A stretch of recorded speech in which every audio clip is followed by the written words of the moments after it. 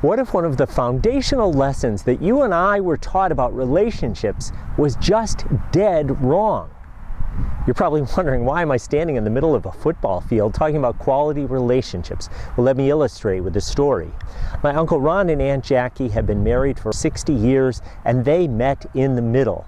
It was equal in sharing and in caring and in the workload, until Uncle Ron's Alzheimer's became bad, at which point my Aunt Jackie has covered more and more of the field of their life and relationship.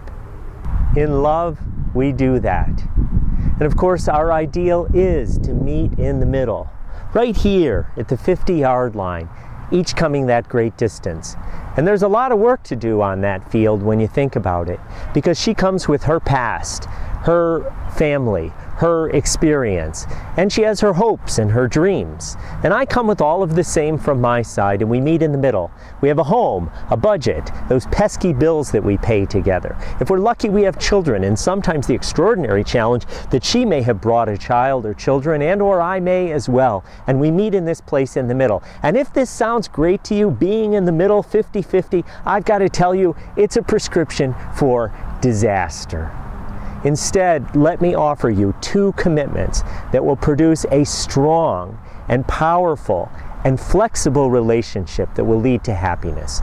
Commitment number one, I will go 60% of the way. 60-40 will be my rule. Why? Well, first of all, I know I'm going to take care of me. It's human nature that I'll get what I need, and I will think about what it is I need. But what I have to realize is she can't always meet me here. Things happen in life. So her family needs her. Her health isn't great. Her job is difficult. All of these things keep her from being able to get there every single time. And I have the same experience. So it's crazy to think that we can tightrope in this middle. It's insane to think that we're going to want to have to battle 50-50 with an equal sense of rigidity all the time. Instead, I'm going to come 60-40.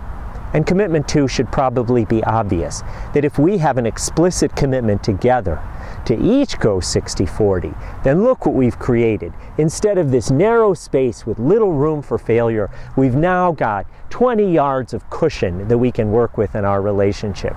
So that when things are tough in her work, I say, work harder. I'll catch up.